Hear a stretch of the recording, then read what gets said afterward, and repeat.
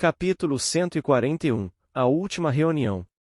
O barco deslizava solenemente pelo rio, apenas o murmúrio da água rompendo o silêncio tenso que pairava entre o trio, cada um absorto em seus próprios pensamentos.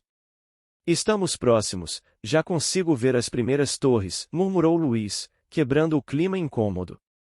Vamos avançar só um pouco mais, comentou Ana, apoiada na lateral do barco. Seus olhos varriam a mata sem pressa, buscando o melhor lugar para o desembarque. Foi então que, no limiar entre as árvores, vislumbrou um par de olhos amarelos brilhando na escuridão. Um lobo cinzento parecia tranquilamente beber alguns goles de água, quando de repente ficou imóvel como uma estátua, apreensivo com a aproximação da grande embarcação. A mercenária, notando sua tensão desnecessária, acenou levemente para chamar sua atenção, e um macabro sorriso acabou nascendo no rosto da criatura. Rainha. Ana, as palavras saíam de forma distorcida, dançando entre o som de um rosnado e um sussurro quase humano. Ana se surpreendeu, era raro encontrar um lobo que falasse diretamente com ela, e isso indicava que ele era um dos mais conscientes da matilha. Com uma ideia repentina, subiu ao leme e usou a mana para desacelerar o barco, se aproximando da margem. A inteligência que eles haviam desenvolvido era um dom que, principalmente nessa situação, se assemelhava a uma bênção. Saltando para o solo, ela se aproximou do animal, avaliando a força das patas e seu porte robusto. Depois que começaram a ser cuidados pela cidade, perderam um pouco de seu aspecto raquítico, apesar de ainda serem uma visão assustadora. Deu algumas batidinhas em sua cabeça, e o lobo ficou estranhamente alegre com o pequeno gesto. Eu preciso que você e os seus carreguem alguns suprimentos, caixas pesadas. Conseguem fazer isso? O lobo inclinou a cabeça, o olhar intrigado e quase confuso. Ele rosnou baixinho, claramente tentando compreender a ordem, mas sem sucesso. Caixas. Carregar? Nós lutamos. Carregar. Ana suspirou, cruzando os braços. Seu olhar endureceu um pouco, mas sabia que precisava ser paciente. Lembre-se, garoto, vocês já me ajudaram com algo do tipo antes, ela tentou explicar novamente, abaixando-se para ficar ao nível dos olhos dele. Essas caixas têm algo importante dentro. Vocês podem levá-las até o Gabriel? Suas mãos simularam asas, tentando deixar mais claro que falava sobre o anjo. O lobo continuou hesitante, os olhos piscando em dúvida, como se não conseguisse assimilar o conceito. Ana suspirou mais uma vez. Escute, disse ela, tentando um tom ainda mais firme, embora sem perder a calma. Ali, apontou para os baús presentes no barco. Comida. Levar para Agar. Certo? Presentes pro líder? Isso. Quero que deem um presente para o líder.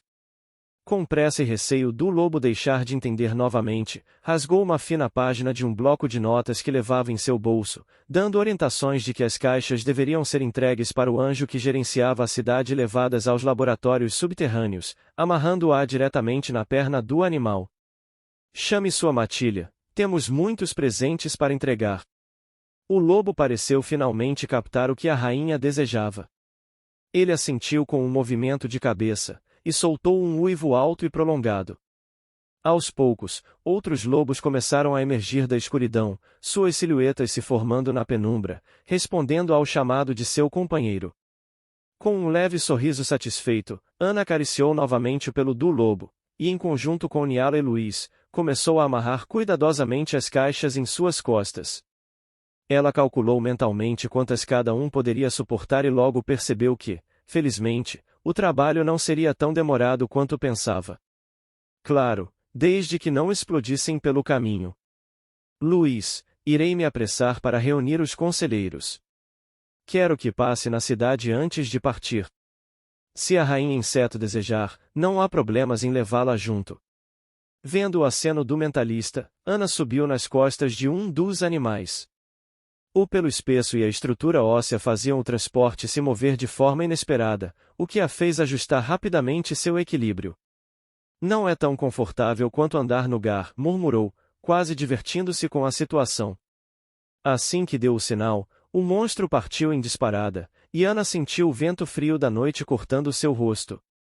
Os poucos quilômetros passaram em um instante, e ela podia ver os primeiros guardas observando o retorno deles com expressões de surpresa.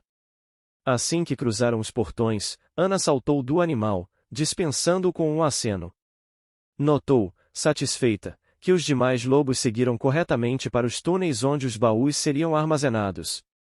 Sem perder tempo, ela se dirigiu diretamente ao castelo, onde logo avistou Miguel, trabalhando em sua habitual pilha de relatórios. A pergunta saiu de forma direta assim que se aproximou do secretário. Todos estão cientes do exército se aproximando, certo?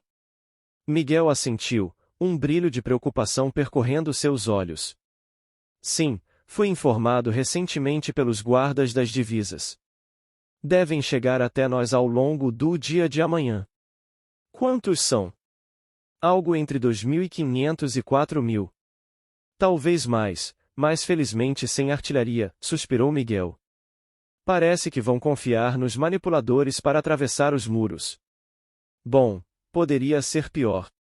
Poderia, mas a situação ainda não é boa. Não disse que era, brincou Ana. Convoque todos os conselheiros.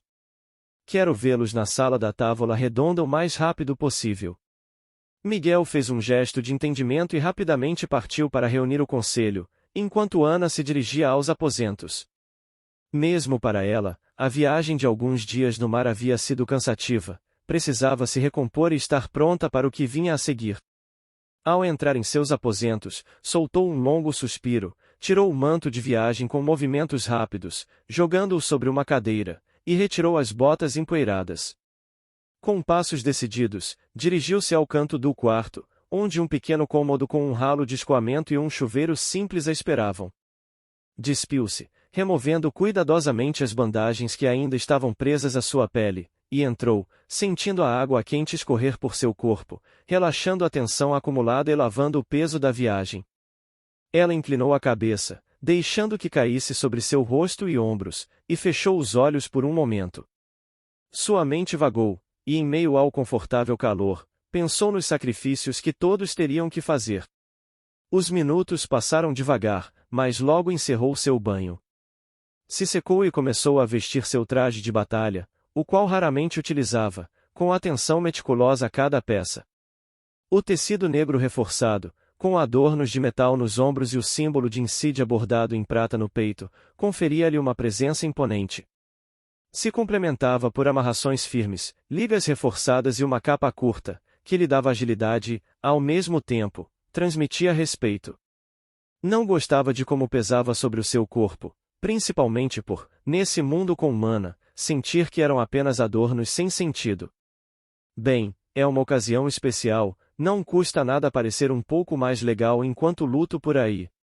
Por fim, rindo de si mesma, ajeitou o cabelo, prendendo de modo a deixar o rosto completamente visível, permitindo que todos enxergassem a resolução fria em seus olhos cor-de-mel. Pronta, saiu de seus aposentos e seguiu pelos corredores até a sala de reuniões.